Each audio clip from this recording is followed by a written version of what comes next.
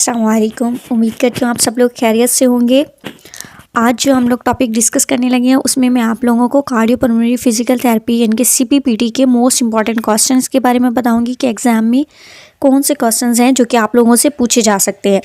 तो बेटा इसमें जो सबसे ज़्यादा इम्पॉर्टेंट टॉपिक है ना सीओपीडी, इसको मैंने लिखा भी सबसे ऊपर ऊपर है।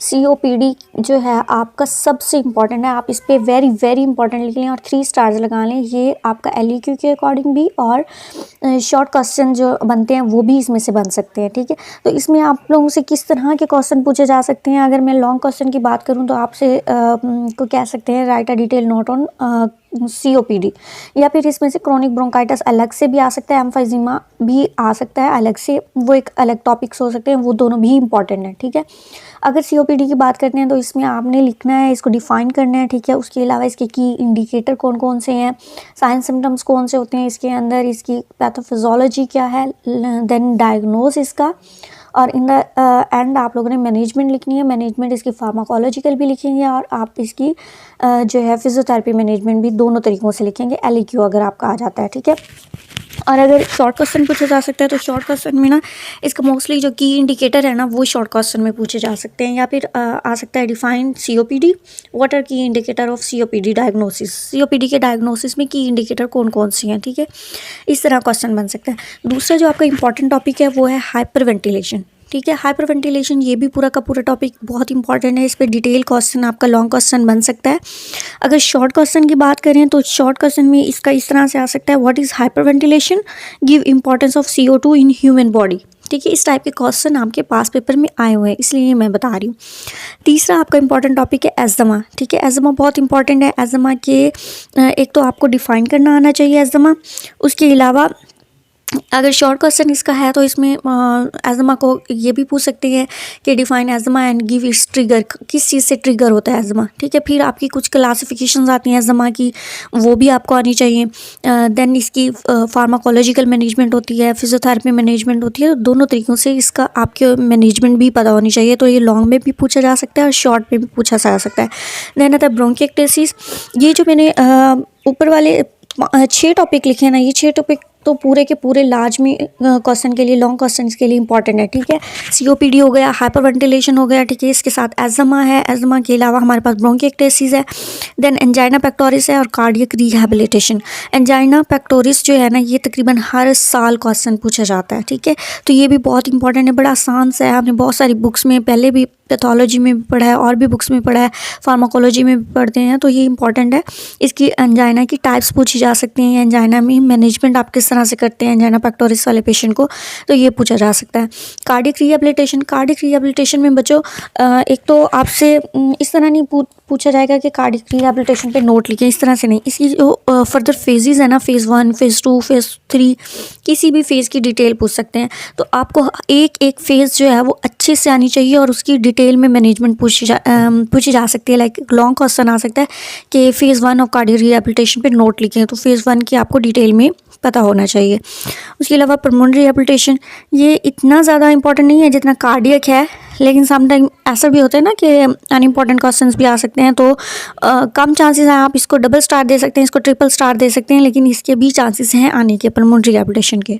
ठीक है, इसके बाद आपके पास एक है एक्यूट रेस्पिरेटरी डिस्ट्रेस सिंड्रोम। ठीक है, ARDS जिसको कहते हैं। अच्छा, ये जो ARDS है ना, एक्यूट रेस्पिरेटरी डिस्ट्रेस सिंड्रोम, ये लॉन्ग में नहीं आता, लेकिन ये क्या होता है किसी लॉन्ग क्वेश्चन का पार्ट हो सकता है। तो आपको इसकी डेफिनेशन आनी चाहिए और इसके साइन सिम्टम्स आने चाहिए। ज़्यादा डिटेल में जाने की भी ज़रूरत नहीं है, इतना आपको पता होना चाहिए। कार्डियक एंजाइम्स आपके MCQs यहाँ से बनते हैं, एक तो इसलिए भी इंपॉर्टेंट है, दूसरा इसमें से शॉर्ट क्वेश्चन भी बन सकते हैं। आपसे कह सकते हैं कि कार्डियक एंजाइम्स को इनलिस्ट करें, लाइक जितने भी कार्डियक एंजाइम हैं उनको इनलिस्ट करें और उनके वो किस तरह से सिग्निफिकेंट है हमारी कार्डियक डिजीज़ के अंदर, उसको राइट करें, आप उसके बारे में लिखें। तो ये आपका शॉर्ट क्वेश्चन भी बन सकता है या किसी क्वेश्चन का पार्ट भी बन सकता है, और या फिर MCQs के अकॉर्डिंग बहुत इंपॉर्टेंट है ये वाले। फिर आपके 2 टॉपिक्स आते हैं, ये पूरे 2 चैप्टर हैं, assessment of cardiopulmonary system, assessment of pulmonary system. बेटा इन दोनों को बहुत अच्छे से करना है आप लोगों ने। एक तो ये चीज़ कि ये आपके प्रैक्टिकल में भी हेल्पफुल होंगे, ये दोनों आपके प्रैक्टिकल्स दोनों, ये पहला दूसरा प्रैक्टिकल भी है इस तरह से, तो प्रैक्टिकल के लिए भी आपकी तैयारी हो जाएगी। साथ साथ अगर आप इसको तैयार कर लेते हैं तो इसमें से कोई भी असेसमेंट में से पूरा का पूरा लॉन्ग भी आ सकता है और कोई शॉर्ट भी उठा के दे सकते हैं, कोई स्पेसिफिक इसका पॉइंट उठा के वो शॉर्ट में भी दे सकते हैं। बहुत इजी सा है इसके असेसमेंट, कोई बहुत बड़ी मुश्किल नहीं है, बहुत मतलब मुश्किल चीज़ नहीं है, ईजी है। अगर आप कहेंगे कोई टॉपिक ऐसा है जो आपको समझ नहीं आ रहा तो आप कहेंगे तो मैं आपको समझा भी दूंगी। ऑलरेडी मैंने कुछ जो CPPT पे कुछ टॉपिक्स हैं वो मैंने ऑलरेडी अपलोड की हुई हैं वीडियोज़। उसके अलावा अगर कोई टॉपिक आपको ऐसा लगता है कि आपको नहीं आता और आप चाह रहे हैं कि मैं आपको समझा दूं तो आप मुझे बिला झिझक कमेंट में कह सकते हैं, ठीक है। इसके अलावा एक टॉपिक है सिस्टिक फाइब्रोसिस। सिस्टिक फाइब्रोसिस बेटा इस पे डिटेल नोट आएगा। जितना COPD इंपॉर्टेंट है उतना ही सिस्टिक फाइब्रोसिस इंपॉर्टेंट है, ठीक है। इस पे भी आप 3 स्टार लगा लें, ये आपका इतना ही इंपॉर्टेंट है, वेरी वेरी वेरी इंपॉर्टेंट, ठीक है। तो इसमें लॉन्ग क्वेश्चन ज़रूर बनते हैं और इसमें से शॉर्ट क्वेश्चन भी आ सकता है। अच्छा, इसके बाद 2 टॉपिक आते हैं हमारे पास। एक है ये CABG कैबेज, जिसको हम कहते हैं कोरोनरी आर्टरी बाईपास ग्राफ्ट, ठीक है। इसमें से जो बेटा है आपके क्वेश्चन बनता है ना वो शॉर्ट बनता है और वो ये है कि इसमें एक्सटर्नल प्रिकॉशंस दी गई हैं। कैबेज के बाद स्टर्नम के लिए एक्सटर्नल प्रिकॉशंस कौन कौन सी होती हैं वो शॉर्ट में आ सकता है, या आप इसमें से MCQs बन सकते हैं। इसमें से लॉन्ग क्वेश्चन बहुत रेयरली बनते हैं। फिर लंग ट्रांसप्लांट पहले तो नहीं देते थे इस तरह का क्वेश्चन, लेकिन अब रिसेंटली इसके क्वेश्चन ऐड होने लगे हैं, क्योंकि एक क्वेश्चन वो ज़रूर पेपर में ऐसा देते हैं जो कि डिफ्रेंशिएट करता है एक एवरेज स्टूडेंट को एक टॉपर से। तो ये अगर आप कर लेते हैं टॉपिक तो आप बहुत अच्छा, अगर आप पेपर अटैम्प्ट करना चाहते हैं, आप कहते हैं कि मेरा हर क्वेश्चन अच्छे से हो, तो आप लंग ट्रांसप्लांट भी कर ले। थोड़ा सा डिफिकल्ट है ये लंग ट्रांसप्लांट टॉपिक, लेकिन अगर आप कर लेते हैं तो ये आपके लिए प्लस पॉइंट हो जाएगा, ठीक है।